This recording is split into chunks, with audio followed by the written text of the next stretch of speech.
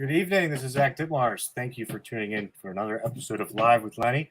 Tonight, we'll be talking about 10 things you can do right now to catch more fish all season long. But first,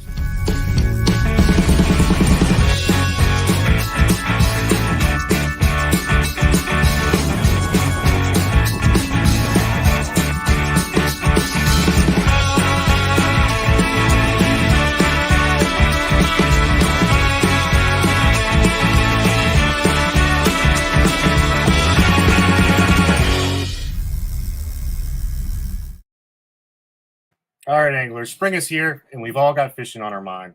So after a quick recap of the hot bites we've been hearing about recently, we'll discuss some tips and tricks that will help make 2023 an even more successful season than it might have otherwise been. Ready to catch more bigger fish? We thought so. To do that, we're going to need Lenny. Hey, Lenny. Hey, Zach, how are you? Yeah. I love that you put the new video opener in there. That's cool. Oh, we did that last month, but I forgot to add some of the new clips we got on our recent drone footage of the World Cat 26 CCX, which is on YouTube right now. Which is gorgeous. It is gorgeous drone footage. A lot of fun, beautiful. But we were at Bosun's Marine a few weeks ago. Beautiful sunny day, and anyway, check out that boat review on our YouTube channel. So, what's going on? So, well, a lot. It's April. It's warm out. I saw 84 on the thermometer today, and the fish are busting loose. It's as simple as that. And, you know, it made me think about something today. I was thinking, well, you know, they shut down rockfish for April, which kind of stinks, right? But the truth of the matter is we got a lot of options right now. Let's run a few. And I saw Dylan last night, our reports editor, got some insight into some of the stuff that's coming down the pike for tomorrow's reports. Snakeheads are hot, despite our experience last week where we bombed. And I caught two fish. I caught two fish that day. You did. You were a heavy hitter. Oh, it was fine luck, though. You know. Hey, out of like what 8 anglers, you were one of only 2 people to catch fish. So that's pretty cool. Like, my hat's off to you, man. Thank you. But you know, they're fish, right? They shut down sometimes, and for whatever reason, pressure changes, fronts moving through, who knows? They just don't eat. And that was our experience. But since then, I've had multiple reports of snakeheads really biting good. They're on, and they're hitting topwater at this point already. So that's pretty cool. The shad are running strong. We've heard from contributor Eric Packard. He's been catching. He had a day this week where he and his grandson caught upwards of 2 dozen in an afternoon. Standard tandem rig with your spoon and your dart is doing the trick. Silver spoons seem to be the hottest thus far this year. What else is going on? White perch are biting in the usual places. So get your grass shrimp, get your shad dart, put them under a bobber. You got a really good shot at loading up on white perch right now. They're in the salt ponds too. Let's see. Freshwater's going off the hook. Bass are biting like nuts. We had another one from Eric. He went, I forget what lake he hit. Was it St. Mary's, where he caught like 18 bass in 3 hours and a bunch of crappie. And I mean, the bite was off the hook.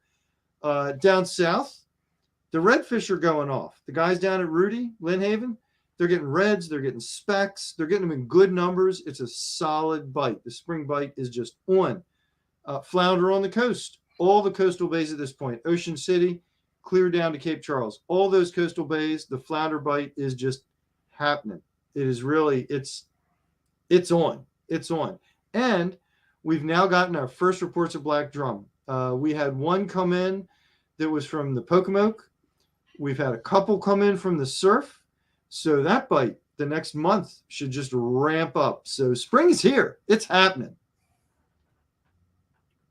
Now, before we dig in to 10 things that you can do right now to catch more fish all season long, I got to say, Zach, I believe we have a number of important announcements to run through, don't we? Because there's a lot coming up on the fishing front, aside from fish, in the next few weeks. Oh, yeah. Busy month. It is. All right, we got a lot of stuff. I'm going to bring it up on stream. We're going to be able, audible, but we won't be visible. So last weekend, the Great Chesapeake Invasives Count started. And you and I participate in this all year long, so I'll bring that up. And what that is, let me get our fishing reports banner off there. So, presented by the Coastal Conservation Association of Maryland and Virginia through April 1st through October 31st. Report your catch of invasive species in the Chesapeake Bay watershed for a chance to win great prizes. So if you're out fishing for northern snakehead, blue catfish, or flathead catfish, just all you have to do is put it on a ruler, snap a photo, and upload it to the iAngler app. To do so, you just go to ccamd.org/count, and it's register for free. So what you're doing is collecting, valuable scientific data for fisheries managers. And if you opt to include stomach contents to see what these fish are eating, but ultimately just to get a count of how many fish of this variety are in our Chesapeake Bay waterways. So Lenny and I were fishing for snakehead last week, and we caught a blue catfish. So, it was quite a surprise. I'm calling this one a no-brainer. All you got to do is register. It takes you all of 30 seconds. It's free. And then take a picture of your fish on a ruler, and you can win prizes. I mean, you're fishing anyway, right? And there's cool prizes. There's really cool prizes. There's angle coolers in there. There's fishing gear. I won a pair of what do you call them? Boomerang snips. Boomerang snips. That's right. I won a pair a couple of years ago, and I didn't even have that many entries. And every time you snap that picture and send it in, your name, you get another entry into the hat. You go in the hat one more time. So if you catch 30 blue cats, you get 30 entries into the hat for that month for the prize drawing. So you can win some cool stuff. Absolutely. So, even if you're not targeting those species, it's likely you might catch one. And if you have that app preloaded on your phone, you're ready to roll. So anyway, big week next week, Lenny. What we got going on next week? Oh gosh, what's next week? Let's see. We got the Bay Bridge Boat Show, and we have the Fish Talk fishing spot at the show. It is going to be a grand event. There's actually quite a bit of stuff going on. The CCA will be there building reef balls. I can't wait to do that. We're gonna have. I'll be giving a seminar Friday at 2:30, and I'm not really going to give a seminar. This is going to be like your chance to just ask anything you want from me. Anything you want about fishing or boats. Let's keep it to fishing and boats, because that's really honestly about all I know about. But at 2:30 Friday, I'll be on stage taking questions. At 12:30 on Saturday, Cambo Trout will be giving a seminar on snakehead fishing. At 1:30 on Saturday, there will be an Ikejime demonstration. And let's see, the fishing simulator will be there. So the kids will love that. They can basically video game catch a fish. And most importantly, this is the biggest for me, we're going to be giving away free tackle boxes to all the kids till they run out. We've got like 112 of them, 114. We got a bunch of them. So anybody, if you've got kids or grandkids and you're looking for something to do, bring them by the boat show. It's going to be an event. It will be a spectacle. And they'll get free tackle boxes. So, I mean, how cool is that? There's a lot of stuff going on for the kids. So be sure to come on by. Very cool. All right. What else we got? We got more stuff. Weird with us off screen, so I brought us back. All right. So we got the Chesapeake Perspective. This is we did a series last year on the past, present, future of striped bass. This is a little bit more variety this year, but our first series is on April 20th. We'll have some experts in the fisheries for again snakeheads, flatheads, and blue catfish. So it's free. It's similar format to what you're watching right now, and you can just visit fishtalkmag.com/Chesapeake-perspective, and that you'll get a notification when that goes live. And then the second series will be in coming up in the June or July. I'm so sorry, forget. Summertime, and then following that in September. So it's a 3-part series, free to check it out. So this is the Thursday after next, 7 p.m. It is a very similar format. It's on Facebook, on YouTube. Your comments will be fielded. We'll try and answer them. And of course, during these, we always love the comments. Ask your questions, pop them in there, and we will get to them, as soon as we can. And this should be a really super interesting Chesapeake Perspectives because, in case you haven't noticed all this harping on the invasive species thing, it's having a big impact. It's having a big impact. The blue cats have taken over in a lot of areas. You go somewhere like the Potomac River, the James River, they account for the vast majority of the biomass in that river at this point. And I don't want to surmise anything. I'm not a scientist, but I tell you, I've really been wondering about the perch run this year. It's been subpar. It was subpar last year. And I've been getting pictures from readers sending in reports of blue cats with their bellies cut open. And guess what they're stuffed with? Would you like to guess? Perch. So I'm not drawing a direct correlation. We don't have the science to do so. But one thing that is unquestionable is that these invasives are having a big impact on what we're seeing out on the water. And at the same time, they're offering us new fishing opportunities, right? There's snakehead fishing is pretty cool. Hey, you want to go catch fish nonstop? Blue cats are the ticket. They're going to bend your rod continually. So this I think is going to be a really important one to tune into. We're going to have several hard-hitting experts, people who are the scientists, who really know what's going on. So I'm saying tune in for this one. Awesome. Can't wait. All right. The Fly Fishing Film Tour is coming to Annapolis Maritime Museum. Tickets are going fast. I think it's going to sell out. It's more than half the tickets are sold. It's only $30. I've seen a few clips of the films, and it's really cool. I think even if you're not a diehard fly fishing angler, you're going to find it really cool because it's just really amazing. It's spectacular. Yeah, it's very cinematic. It's really cool. I think there's going to be 10 short films. It's just about an hour and a half in total, so it won't take up your whole night, and get home in time for a late dinner. Yeah. And I believe the Angler Chief will be sort of emceeing the event as well. So. I will be the MC for the evening. But I got to tell you that I've seen the clips too, and it's total like National Geo level stuff. It's super cool. It really is. So if you want to come down and see it, you ought to get your tickets now. Get them quick because they will sell out.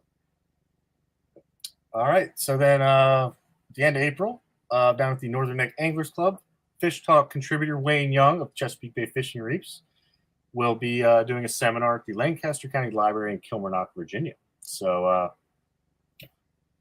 and I just want to point out, you can go to the Northern Neck Anglers Club Facebook page to stay up to date on the whens and the wheres. It's at the library, the public library. And I believe the club will have other folks there. There's a whole seminar gig going on. But I just want to point out, because the Facebook post says 9 a.m., there was a little discussion over the exact timing. We weren't sure about that. So check back on the Facebook page. Look for the full schedule to come out. This is still a few weeks away. When the full schedule comes out, it'll be posted up there. And make sure you come see Wayne, because, man, every time you talk with him, you learn something new. For real. Absolutely. And thank you, Wayne, for your monthly contributions to make Fish Talk that much better. Heck yeah. Wow, did we actually get through? Oh, no, we got one more. We didn't get through. Okay, so the Boatyard Spring Fishing Tournament. This is a catch and release fishing tournament, and this is the 20th year. So it's big year. Even if you're not fishing, the party at the Boatyard, they have a big tent outside. It's awesome. So even the party's fun. So, but we encourage you to participate in the tournament, and it does limit out. I think it 120 boats or something like that. So sounds right. Something like that. Yeah.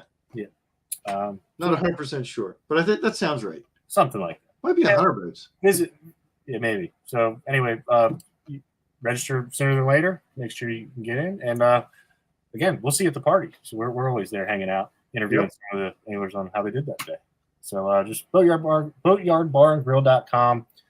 Click on the events tab, and then you'll find the information to register there. All right.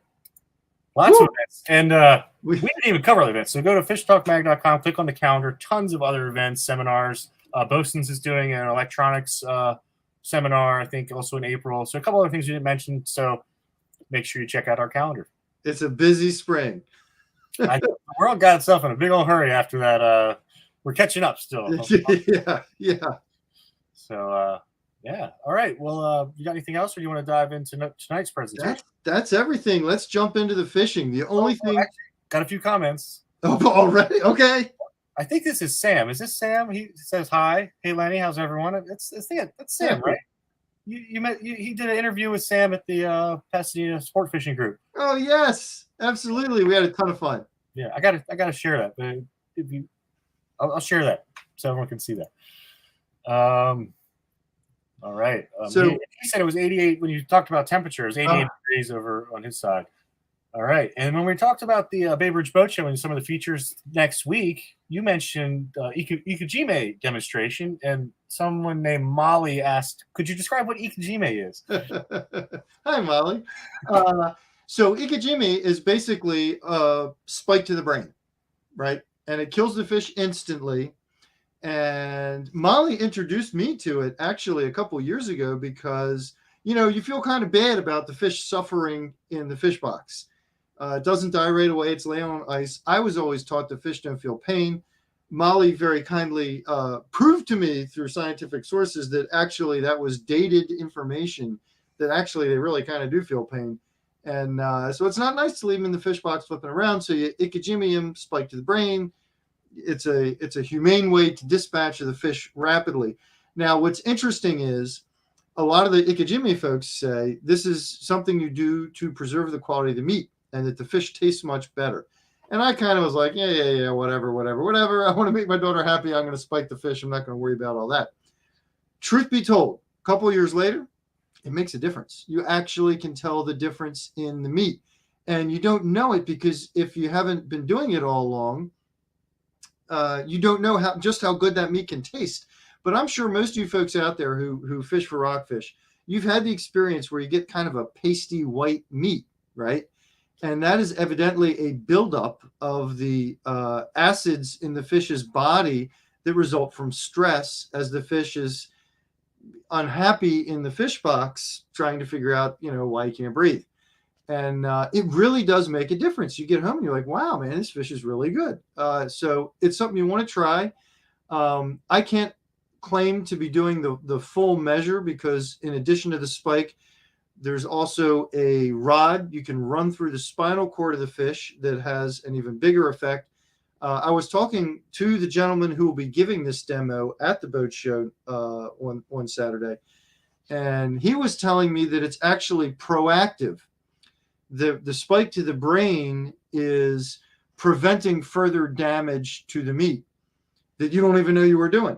But the rod going up the spinal cord actually makes it even better. It takes it another step. So I'm waiting. I will be there at the demo watching because I want to learn about this because, hey, turns out they're right. It tastes better.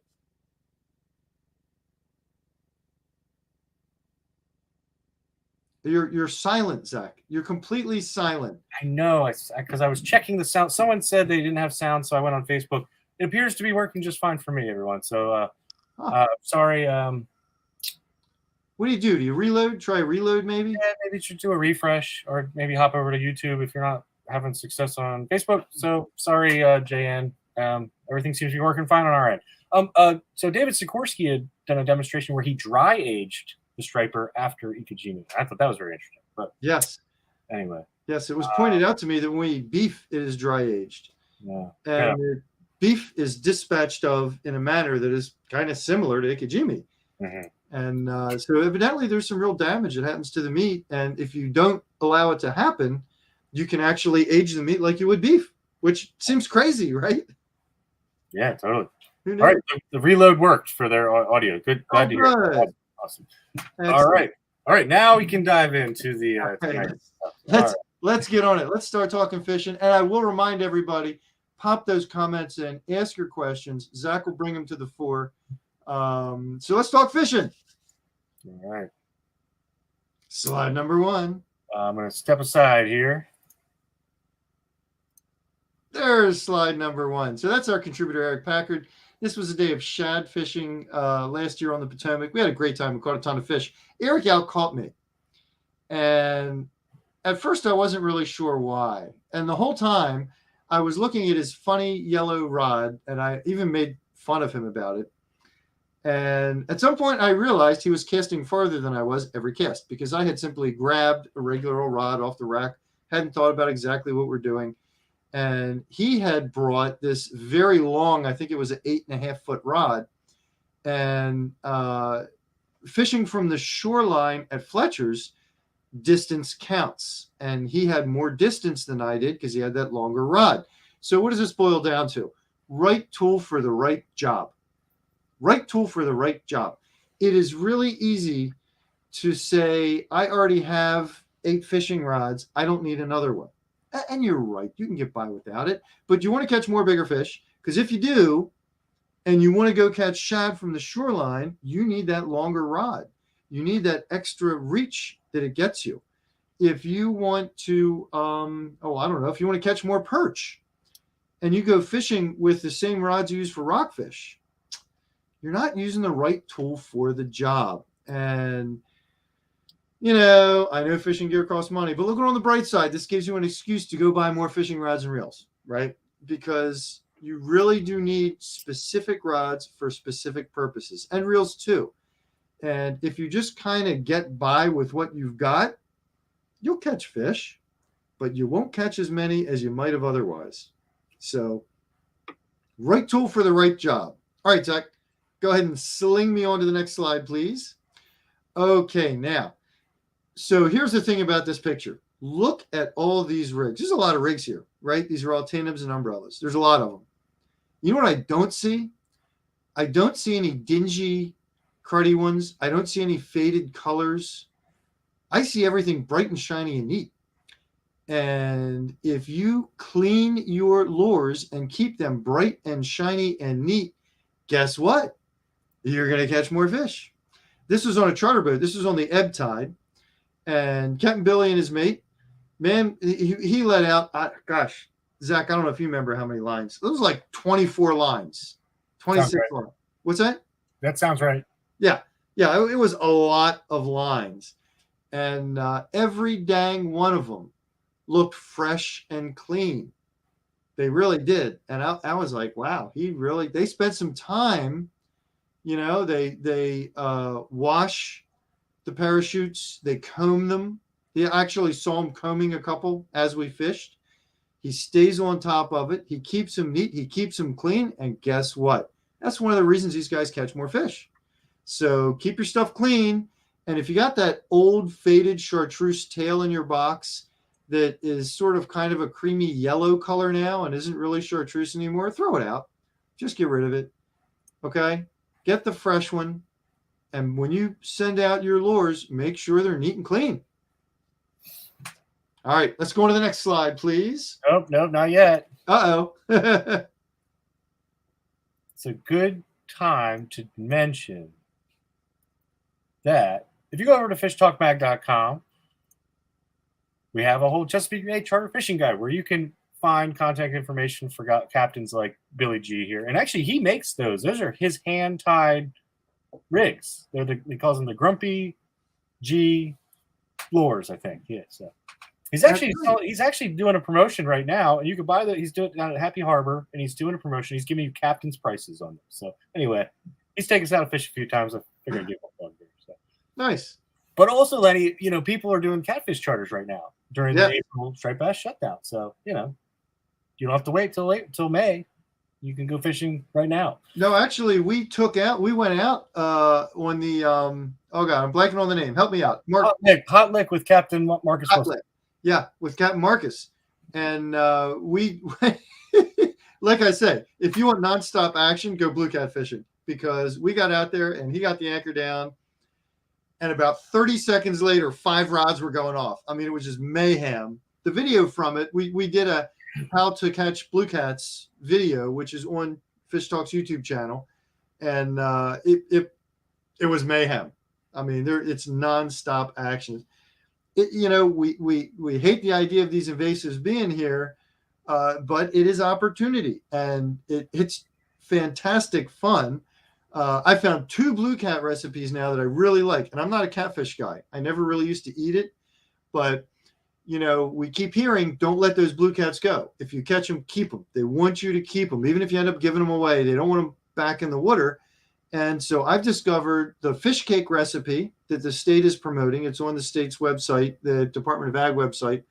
The fish cakes are good. What's weird is they seem to be better cold than hot, right? You had them, Zach. They were good, right? Yeah, really good. And that was cold. It was. Yeah, you just dip them in some cocktail sauce and munch them. They're good. But I recently discovered, after the blue cat that you caught when we were snakehead fishing, I turned that guy into fish tacos with chimichurri sauce. And that stuff is good. They were really good. It was Love awesome. chimichurri. It was awesome. I think he already knows the answer, but maybe you could answer. Can you give us the lowdown? Hey, Dylan. Blue cats. So blue cats are incredibly aggressive. They will hit artificials. Actually, a couple of years ago, we caught 2 all the way down at the mouth of the Potomac jigging for rockfish. They'll hit them. Now, bait, I think is probably faster action. When we were fishing for them, we were using cut bunker and cut gizzard shad. And of course, Zach, we also have a video up now where we actually tested chicken nuggets versus standard cut gizzard shad. And the shad won, people. The catfish do seem to nibble around the periphery on the chicken nuggets, but the gizzard shad won. But yeah, you'll catch them jigging too. They're aggressive fish. They go after lures. Eric regularly targets them with, I think it's chatterbaits. Is that right? Yeah, chatterbaits. Yeah. Down on the Potomac. Yeah. And he'll catch, a half a dozen, 8, 10 in a day fishing chatterbaits. So it's crazy, but they do. They hit them. Cool. So John chimed in and said, blue catfish tacos at Chase and Tails in Falls Church are awesome. And it's really cool to see, restaurants picking up some of the invasive species. I know some here in Annapolis tried doing snakehead a few years back, and it didn't really take off. So, but I think people are coming around, and like everyone I feed this stuff to is like, when are we having that again? So I don't know how you can eat snakehead and not love it. It is fantastic. Totally. Speaking of snakeheads, there's the next slide. So this is a telling slide. This is a very old friend of mine, dear friend, guy named Jack. And we went snakehead fishing, and he wanted to fly fish for him. And I was kind of like, yeah, whatever. We go out, and he kicked my butt. I mean, I forget the exact numbers, but maybe he caught a dozen, and I caught like 5. And I was throwing spinner baits, topwater, standard stuff. With the fly, he was killing it. And here's why. He was able to take that fly and place it into areas the size of a basketball that were 6 feet deep inside of tree limbs. The placement he could make with the lure was just astonishing. It was shocking. Now, he's been fly fishing his entire life. He's a long-time fly fisher, really knows what he's doing. But here's the thing. He practiced. For years, he practiced and practiced and practiced. He didn't just automatically become that good. He worked at it to become that good. And the moral of this story is you got to practice.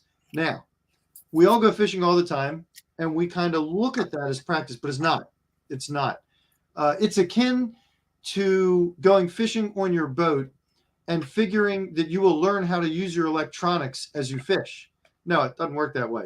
You need to spend days just figuring out your electronics. If you just go fishing all the time, and I know a lot of guys out there are nodding their heads right now. They've experienced this. You go fishing all the time. 2 years later, you still only know like 10% of what that fish finder will do.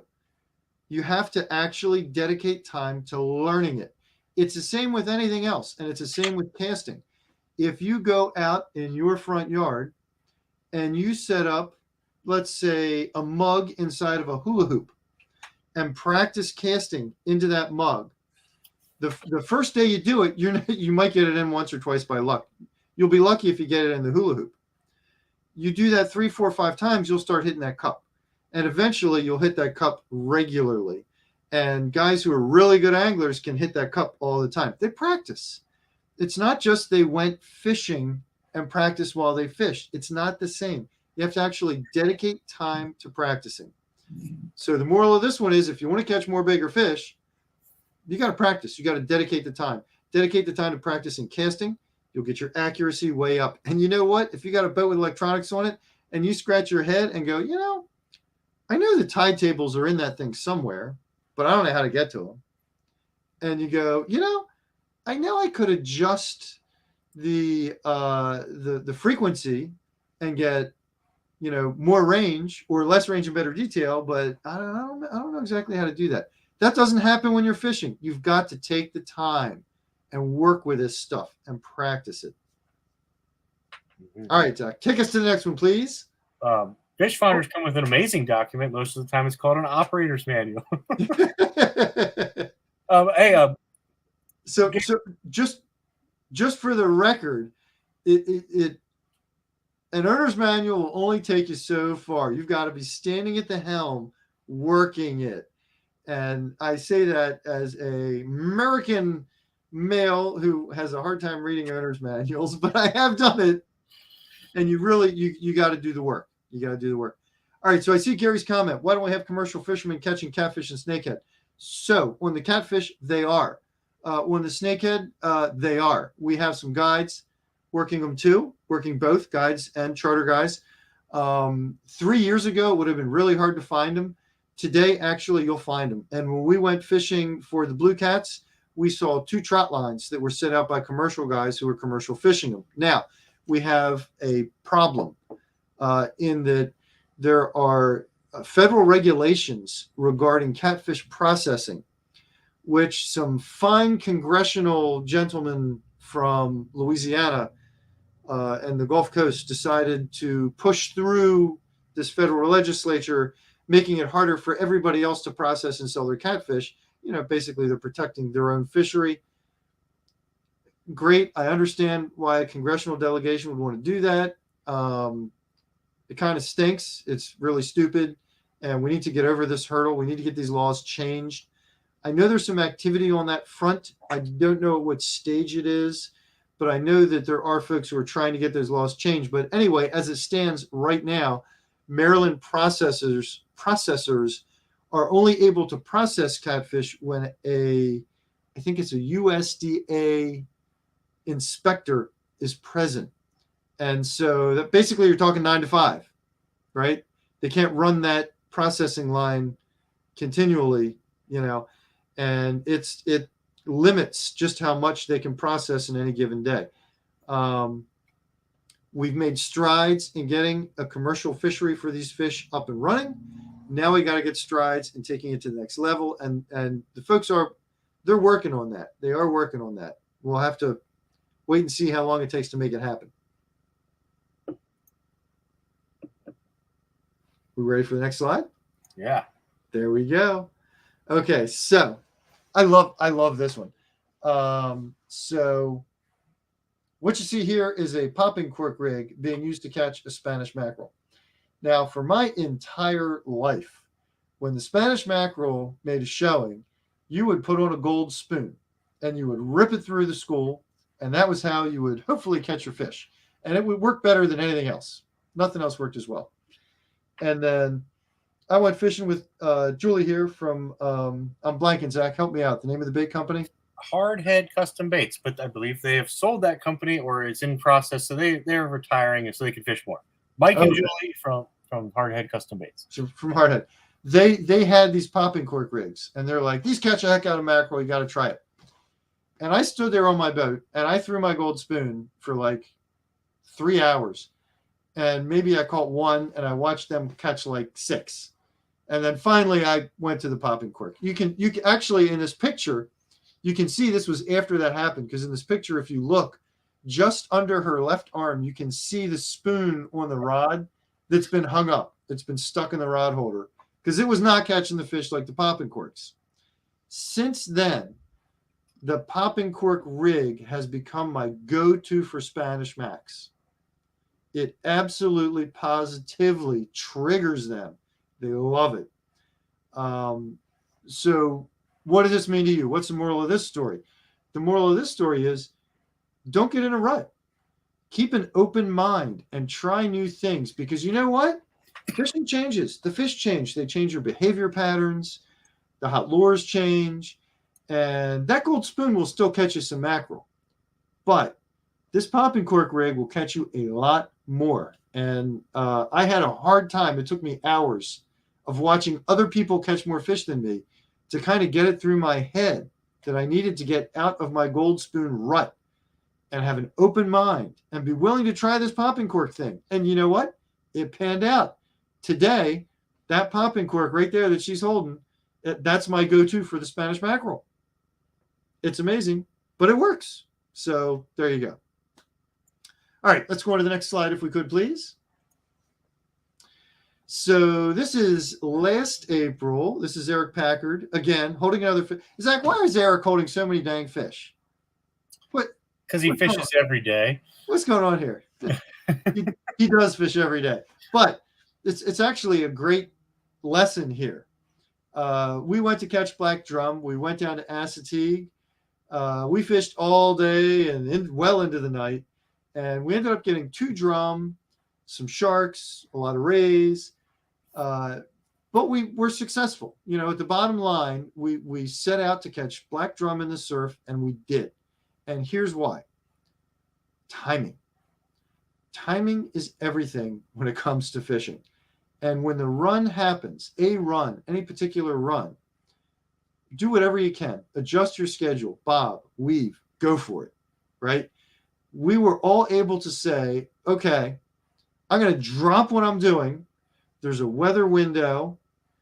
We know the fish are there. We've been hearing it in the reports for a week, 10 days now. We're going to drop everything and go do it. And it panned out. And that is really a critical way that you can get in on more, bigger, better fish, is just being willing, training yourself in your head to be willing to say, okay, this bite is going off.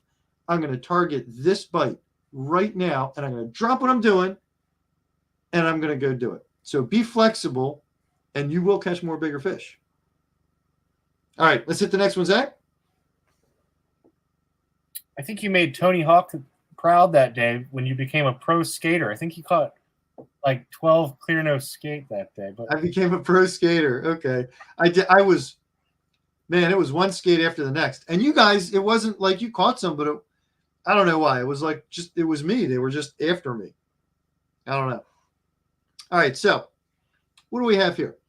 We have a young man holding up a double header with some nice white perch. The backstory here is an old high school friend of mine told me that her son really wanted to go fishing. She didn't fish. She didn't know how. Would I take him out? Of course I'll take him out. Now, this was late June. And for whatever reason, this particular season, the rockfish, they had disappeared from my neck of the woods. They were all north. You know, again, everybody was catching them all by rock haul. This is maybe 3 years ago.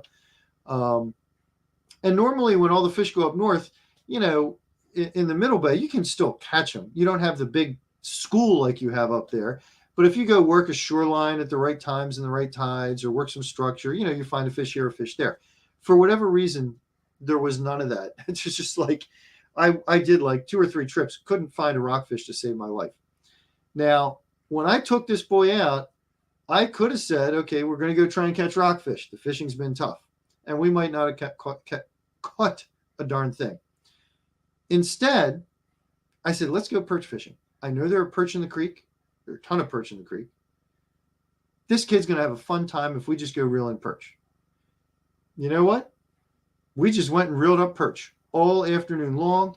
He had an absolute ball. I'm telling you right now, we minted a fisherman for life.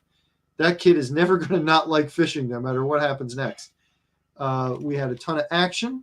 I cleaned a bunch for them. They took them home. They had a great dinner. And the moral of the story here is, don't fish for fish that aren't there. Okay? If you want to go out and have fun and catch fish, you can bang your head against a wall all day long when the fish are not in an area, and you're not going to catch them. And the rockfish just were not in the middle bay during this time period. And the decision I made was, you can't fight nature. The fish aren't there. I can't make it happen. I'm going to go to plan B, make an alternative, and go catch perch. And we had a great time, and it worked out magnificently. So if the fish aren't there, don't spin your wheels trying to catch them, because it ain't going to happen. All right, next slide, please. Next slide, please, Zach. Oh, man. What's your old boat? It's a heartbreaker. I remember when you did that. That's not my boat. But it's a heartbreaker, isn't it? I mean, if it was my boat, you would see me in the foreground of this photograph crying. Boy, do I feel for the guy who lost his boat off his trailer. I don't know who it was. I was driving up Route 2 and I saw this and was like, slow down, slow down. I got to take a picture. And the terrible thing is, or there are a lot of terrible things here, but one of them is if you look at this picture, look at the back of the boat. The guy had his strap. He had the right strap on there. But the strap was old and it was worn and it gave. So our moral of the story here now, so this right here, this is going to shut you down for a long time. A, you don't have your boat until you get it back on the trailer and then get it fixed, right? So that knocks you out of a lot of fishing. B, while you, not only is your boat out of commission, you're going to have to spend time and effort getting that boat fixed, and you're going to have to spend money, which means, hey, you might have to work more hours to make up for it. This is a real killer right here. If you were on the way to the ramp when this happened, obviously that fishing trip's over, right? It never happened. And this is a, oh, what a crying shame. And you're going to end up losing an awful lot of fishing time because of an event like this. So here's our moral. Right now, do a full set of mechanical and maintenance checks on all your heavy gear, your trailer, your boat, your strap. Look at your strap, your motor.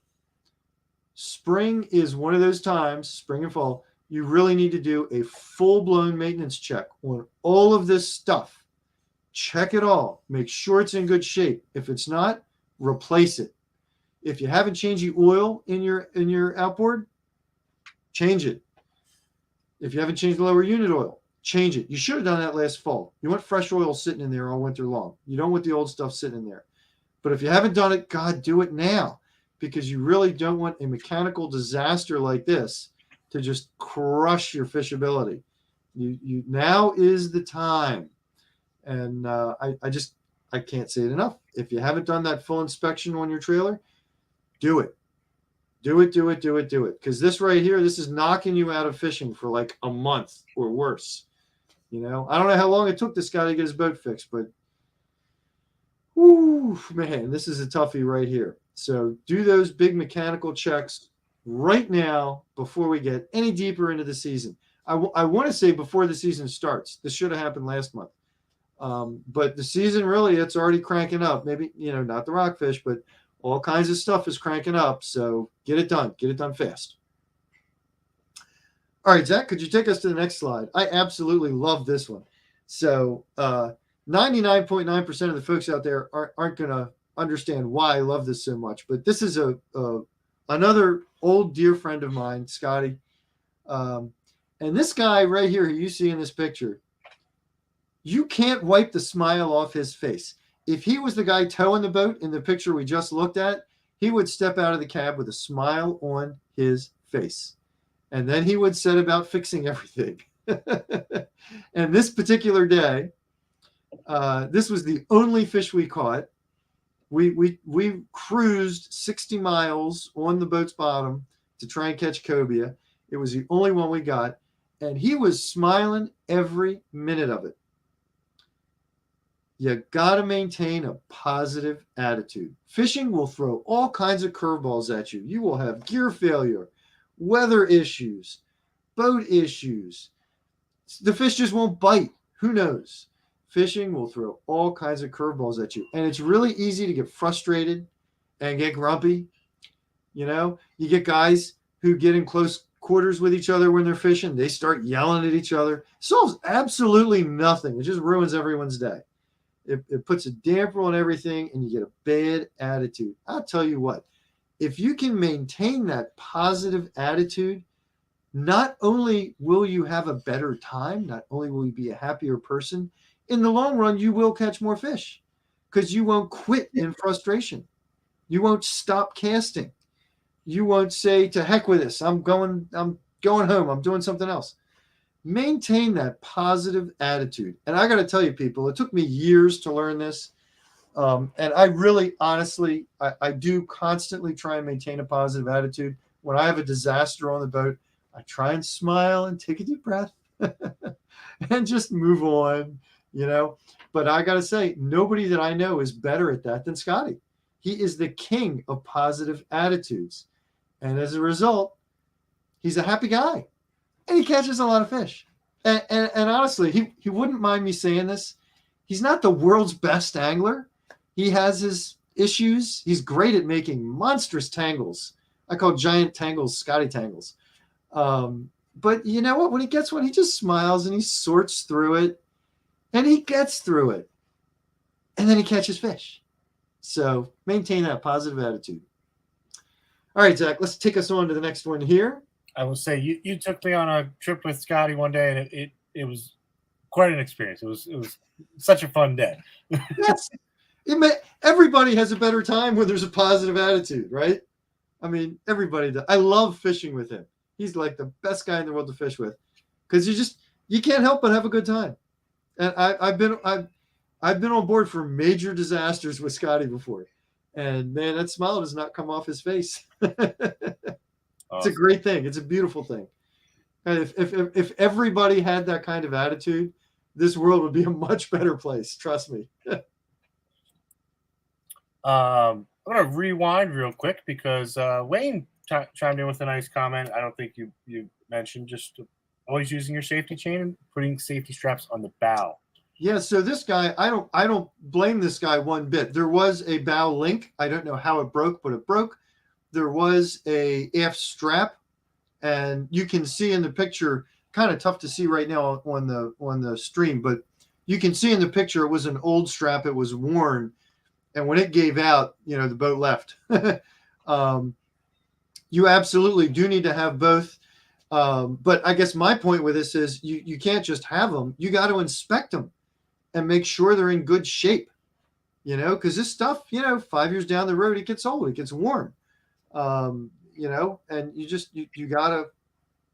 check it. You gotta stay on top of it. Right.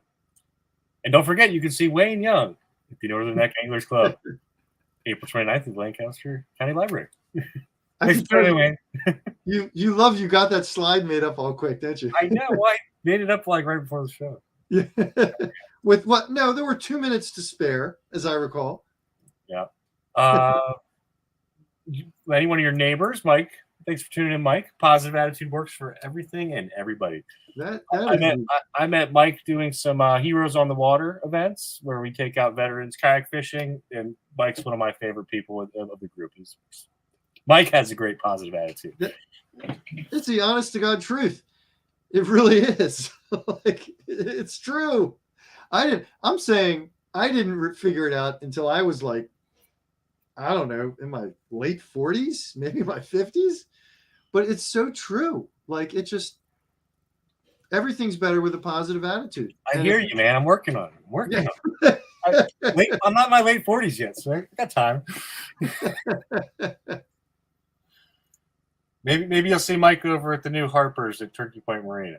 Scotty has been that way as long as I've known him.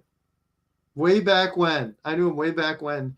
He always had that big giant smile. We were on his boat, and one of his his batteries was discharging, and it was freezing out. I was like, "We got stuck out here off Point Lookout in like 30 degrees," and he just goes down below, pulls some wire off his speakers, and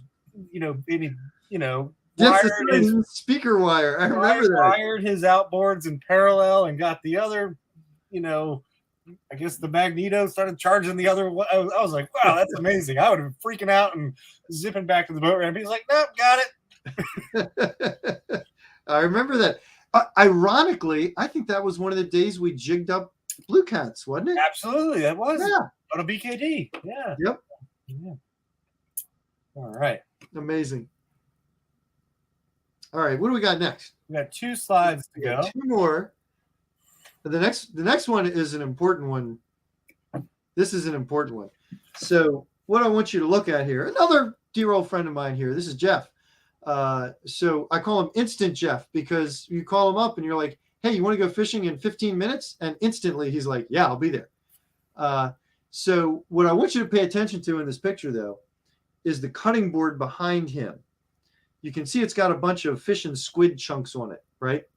And we were out here, we were fishing offshore this day. The intent was not to go bailing for dolphin, but the tuna plan just wasn't working out. So we shifted gears. Always good to have a plan B, right? And we started bailing for dolphin. Now, this was not my boat. I was not running the show. And we pulled up to a ball and threw a couple baits in the water, hooked up a fish, saw a whole school of dolphin. And then the guy whose boat it was, he started screaming, cut up some baits, cut up some baits, cut up some baits. The cutting board was not full at that point. And I saw this coming. Always cut your baits ahead of time before you find the school of fish, because that school of fish could disappear in 10 seconds if you don't have baits ready. You want to be prepared. And my point here is, don't go off half-cocked. You shouldn't even drive up to that ball where you think there might be dolphin until you got a cutting board full of baits. You shouldn't even pull up to that structure before you've got all your rods rigged and all your stuff ready to go. It's another great example. Let's say you have got a stretch of riprap where rockfish like to hang out, and it's really shallow water, and you pull in there, and two of your guys on board, first spot of the day, two of your guys on board aren't rigged up yet. So you stop the boat, in casting distance, and maybe two guys are casting and the other two are rigging up. And maybe while they're rigging up, they're opening and closing tackle drawers to get to the snippers and the jig heads and the whatevers. Well, they're making noise. They're probably spooking fish, and you don't have all your lines going because you went off half-cocked. You should have stopped 100 yards away from that spot and gotten everything ready ahead of time, so that when you pulled in, you were immediately ready to start catching fish. And there are a million examples of this where you're not prepared, and all of a sudden your boat is 30 yards from where the fish are. And you might spook those fish, you might drive them away, you might attract them to a lure or a bait and have a whole school and lose them because you weren't ready, like with this dolphin. Don't go off half-cocked. You got to think ahead about what you're doing. And before you do it, be ready. One time, I swear to God, this is true. One time I was on a boat. We spotted birds working and went zooming over there. And it was the first of the day. No one had thrown anything yet. And everybody had the wrong stuff on their rod. And we got right up to the birds, and the captain stopped the boat and was like, all right. And we look around, and everybody's like, uh-oh. Nobody was ready to cast to them. We had all the wrong stuff on all our rods, and everybody started re-rigging and blah, blah, blah, blah, blah, blah. I think we got one fish out of that, but by the time everybody was re-rigged and ready, the boat had driven the fish down. The birds were gone. It was a disaster. So don't go off half-cocked. If only you had quick clips. You're never going to let me hear the end of the quick clips, are you? Next thing you know, you're going to be talking about the what do you call it? The goop. What's the goop? Procure? Procure. Thank you. Yes.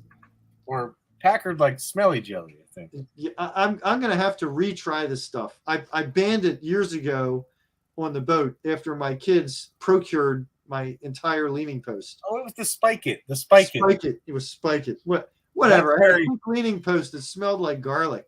I was like, that's it. I love garlic. This stuff. It's got a lot of health benefits too.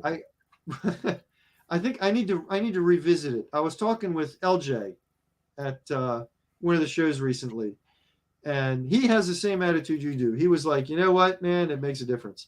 So I gotta readdress that. But all right, let's go to slide 10 before we field questions. We got one more. A couple things I'd like to note. That fish is in that intro reel at the beginning of this video. So if you're watching this, rewind and you'll see that fish breaching. Yeah, that's the same fish. No way. Totally. I did not realize that. That's funny. All right. I got to bring up this comment here. It's just referring to the previous topic about positivity. And here's a quote from Walt.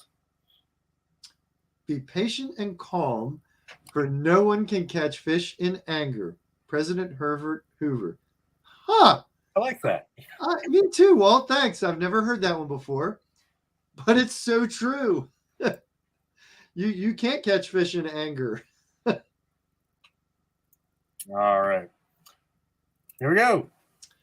Well, is that a picture or is that what? a Scotty nest? That's a total Scotty, man. That's a galactic Scotty right there. So the picture in and of itself has nothing to do with number 10 on our list of things you can do right now. But I love this picture, so I had to put it on there. And it fits because it's monofilament fishing line. What I wanted to get to, my brother handed me off a couple of reels spooled with mono this winter. And they were spooled with 20-pound test. And I looked at them and I thought to myself, I don't know when the last time he re-spooled those rods are. I should probably redo them. And I pulled out some line and grabbed it and went snap. And I pulled out some more and went snap. And pulled out some more and went snap. And I thought, okay, this 20-pound test is today like, 8-pound test. You got to replace your mono every other season. Really. Every other season. If it's stored in complete darkness, maybe every third season. But if you've got old mono on rods right now, and I'm calling old, more than 2 years old, you got to replace it. Here's why. Even if you don't use it, mono is degraded by sunlight, right? It gets weaker and weaker with time, even if you didn't use it. So 2 years from now, that 20-pound test you put on your rod, that's today like 15-pound test. 3 years later, 12-pound test. 5 years later, 8-pound test. It's unavoidable. And a lot of people, they get kind of cheap. I do too. I'm guilty. I get cheap too. I don't want to go spend all my money. But you got to spend the money to do this. If you don't, you will break off. You'll end up breaking off fish. And you'll probably have one day sooner or later where you break off over and over again. And then you finally go, oh my God, I got to re-spool this rod. But at that point, your 20-pound test is like 4-pound test, right? You're just breaking off right and left. So any mono you have, every other year, re-spool. Now, on top of that, every year, all your lines, braid, mono, whatever, every spring before you go fishing, you should peel off about 20 feet of line and clip it right there and get rid of that end. The end of your line is what gets the most wear. So like if you're casting around oyster bar, it's the very end of the line that usually rubs up against it and gets worn. If a fish dives under the boat when you're fighting it, it's the very end of your line that's going to rub against the hull of the boat. Whatever wear takes place, generally speaking, it's that last 10, 20 feet that it happens at. And so that's your area. That area gets scarred up pretty quickly. So at the beginning of every year, and if you fish a lot, honestly, mid-year one time too, take that 20 feet, clip it off, get rid of it. Just get rid of it, tie on everything fresh, make it all new. So those are two things about fishing line you got to pay attention to in the springtime. 2 years old mono, get rid of it, and all your line, take that very end portion, get rid of it. If you've got rods right now with braid that have a fluorocarbon leader tied on the end that have been sitting on your rod rack since last December, oh God, don't take that out and cast that. Those knots weaken with time. That fluorocarbon is now, 6 months old. You got to get rid of all that, tie it fresh, and when you do, take off that 20 feet, snip it off, get rid of it. And there we have slide number 10. Hey, what's up? Yeah, no doubt. Although I gotta admit, Rob, I have had a time or two in my life where I've had a rod in my hand and I've looked down and seen just that and been like, It looks like my first bait caster experience. Yeah, it happens. Yeah. I know you've seen it, Rob. I know you've seen it. Right? I know you have. It's a horrible sight. Maintain that smile. Keep that attitude. Keep that positive attitude. And just start picking at it. This is not much else you can do. Well, I don't know how you do it. I don't know how you time it. It's 7 o'clock. Hey. I don't know. Good luck. Pretty impressive. Well, so we don't have any questions coming in from folks, huh? No, and we kind of addressed them on the web. You've been staying up with them tonight. Yeah, Usually yeah, they stack. a lot, but we kind of. Yeah. But well, if you have any more questions, Yeah, pop them in there. I will come back on and try and address them at a later date. For now, when I sign off, I am not going to go right to the Facebook and YouTube and look at them because I happen to have 4 pounds of minnow clams, which are really hard to get these days, and I'm very excited. I saw a soft clam sign at the seafood store, and I literally came to a screeching halt, almost got rear-ended, whipped into the parking lot, and I got me some big bags of soft clams. So which market's that? Because they're all closed. Ones by me all closed. Chesapeake Seafood has them right now. Oh, I like that one. Yeah, they've got them right now. All right, They come and they go. One word, Manel. Steve, hey, that's very funny. So okay, but well, yeah, I don't even have any Manel left. I don't have any rods left with it on there. I don't know. I don't even know. Young guys, for you young guys, I don't know what you're talking about. You don't know? I don't know what you're talking about. I thought you were old enough. Manel is the wire line that we used to use for bottom bouncing in the Chesapeake Bay. It's actually wire. And you didn't get that kind of backlash with it. You would get a loose spool sometimes. But the problem with Manel was if you got a kink in it and you didn't get it out really carefully, it would snap. And Manel was way back. Oh my gosh, it's pre-braid. Like we didn't have today's braid yet. Braid kind of replaced it, I guess. But way back, I guess it would have been in the 70s. Our rods were all spooled with Manel. And that's what you would use. It cut the water real well, and you would bounce bottom for rockfish, bluefish, everything. There was a time period there you couldn't catch the rockfish because they were closed. But that's how you would fish. That was kind of the thing. And I haven't seen Manel in years. Steve, if you have any left, you ought to save it for one of the winter flea markets. You could probably sell it for a bundle. Kevin agrees with your recommendation to change mono every 2 years. He personally uses wax Dacron as backing on the mono the last 5 or 6 years. So that's a good suggestion. Yeah, get some backing on there and just swap it out. It does not last. Doesn't matter what you do, it doesn't last. You might want to head back to Chesapeake Seafood because I think Walt's going to snag up all the rest of the steam. I got my 4 pounds, so I'm good for tonight. I might be going back tomorrow. We'll race you there, Walt. So there's a big one. Oh God. The trophy season. So what do I think the trophy season will be like? I think it'll be thin. I think most of the fish will have left. Especially actually even if it started earlier, there's a good chance a lot of them would have left just because we've had such a warm spring. Those fish are probably spawning right now and getting ready to turn tail and cruise. Now, the bigger question is this a good thing or a bad thing? Right? And there's no doubt that the trophy rockfish fishery, it can't be like it always was. It just can't. There were too many guys out there catching too many of those big breeders. And I'm not going to pretend to have the right answers.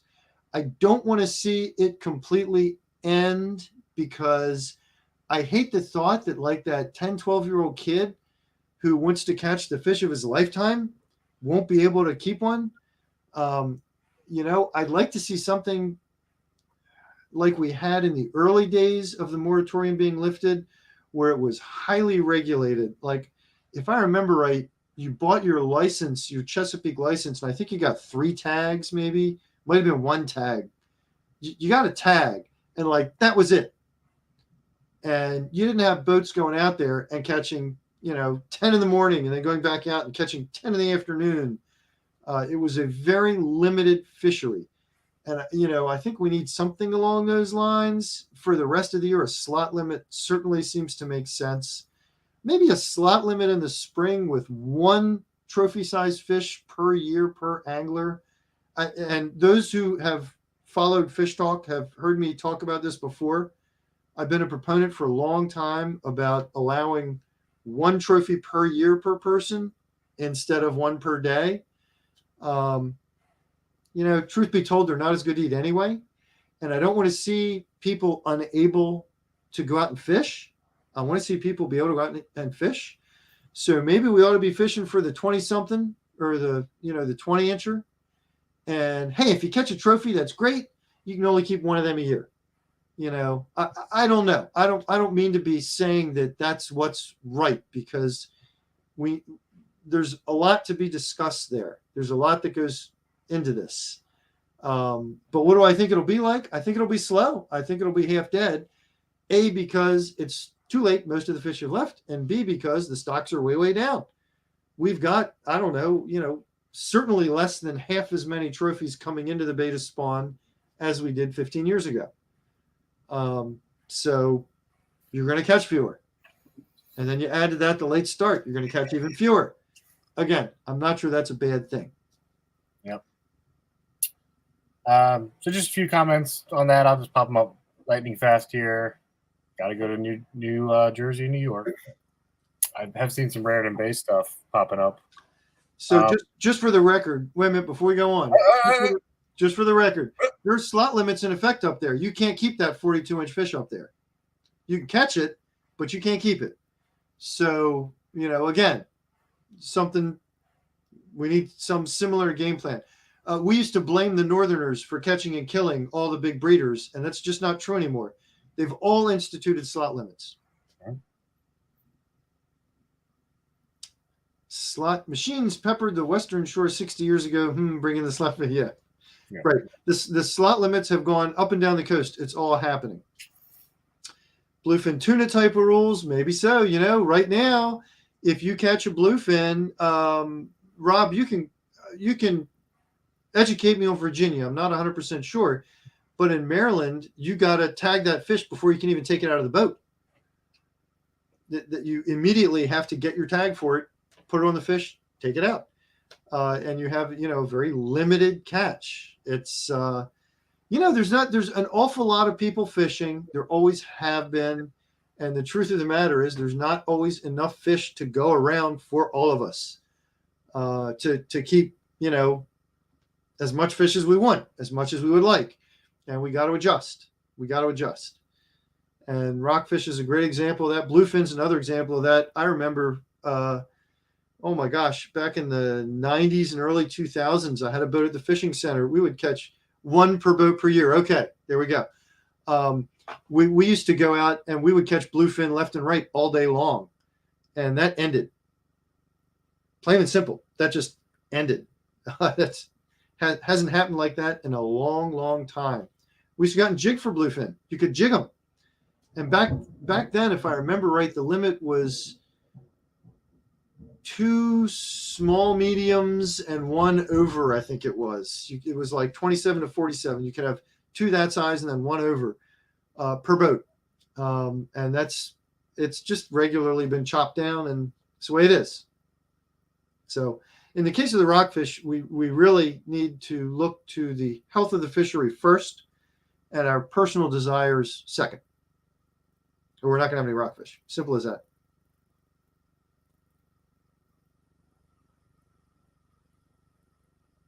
Yeah, they're catching big fish. Those, I think you're talking about the big ones now, the giants, right? And that's a whole nother ball game.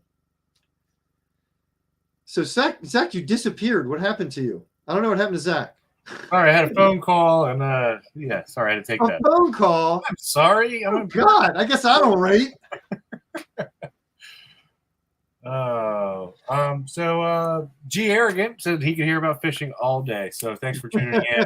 And check out all the other. We have so many of these episodes. You could listen to fishing all day for a couple of weeks if you catch up on all the old episodes. But all right, let's see here.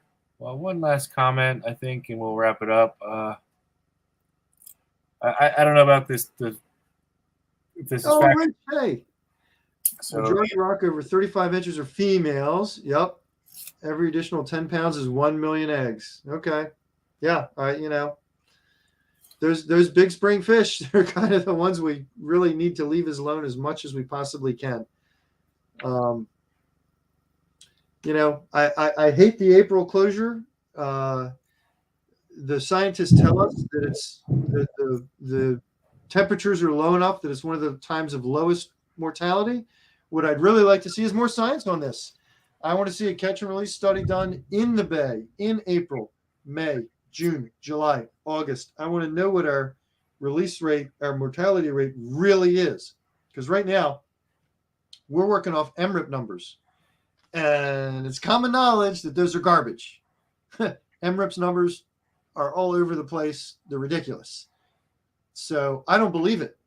You know, I get asked a lot about the summer closure. The summer closure really hurts. It hurts me. It hurts charter boats. It hurts us all. Are we really, you know, are we really having a 9% mortality rate in July? Or are we having the 40% mortality rate that some people claim? I don't know. We don't have the science on that. We need the science before we can really decide what to do. So, and believe me, people, I'm pushing for it every chance I get. We have a new administration in the state of Maryland, and I have high hopes for them. They seem to be a lot more inclined to pay attention to the science than some other administrations have been in the past. So high hopes. We'll get some of the science and be able to make, you know, smart decisions that really do help the fishery and affect it the right way and keep us all fishing, because that's the ultimate goal. We all want to fish. We want to catch more fish. Absolutely. That's my ultimate goal. I want to catch more fish. Do you want to catch more fish, Zach? I'd rather catch 40 inches of white perch than 140-inch rockfish, you know? Really? Well, yeah. You know, I grew up in the 80s, so, you know. I didn't know what a striped bass was until I was like a teenager. Yeah, we did not have them for a long time at all. At all. I grew up catching rockfish.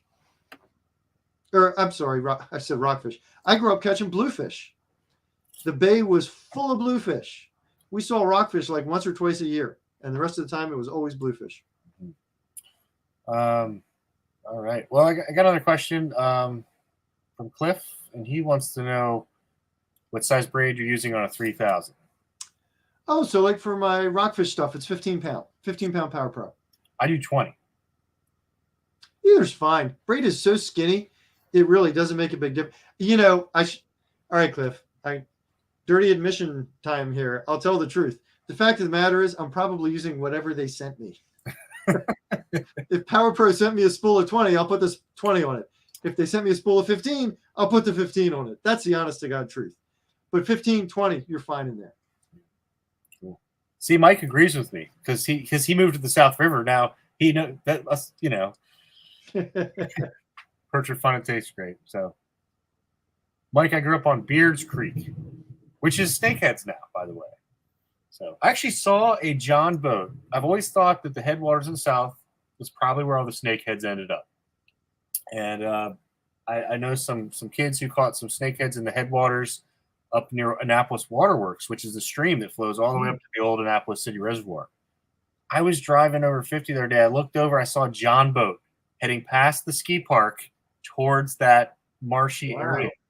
Yeah. So, I have tried to get up in there before and run aground and gotten stuck, hard stuck, and had to wait until the tide came back in. You went past so if you're going to do that, be careful. I think we should mothership some kayaks up there and do an exploration. That's not a bad idea. Yeah. All right. Well, we are way over time. We are. So, last plug for you know, if you want to meet Lenny, you want to meet myself and the rest of the Fish Talk crew and Prop Talk crew. Next week we'll be at the Bay Bridge Boat Show from Friday, Saturday, Sunday, and you know, there's tons of awesome fishing stuff this year. It's called the Fishing Spot, the CCAMD. The Fish Talk Fishing Spot. Fish Talk Fishing Spot. We got bands. We got. We're going to catfish tasting and, you know, EKG demonstrations. We already went over this earlier. Reef ball building for the kids and adults. Seminars. The Fishmobile. They're gonna have a truck with like a I guess we didn't mention that. it's like an aquarium truck. Yeah. Do you think they'll let us fish it? Should we bring some stuff? I don't know if they'll let us cast in it. I don't think it's like the hog trough that I cast. We'll see. So anyway, we'll be at the show. Hope to see you there. Well, thank you, Zach. Thank you. Thank you, everybody, for tuning in. I hope you had a good time. And don't forget, we'll see you next month for Live with Lenny. But don't forget, Thursday after next on the 20th, 7 p.m., Chesapeake Perspectives, all about invasives. That's going to be interesting. That's going to be really interesting. And I hope I see you there. Awesome. Take care. Night.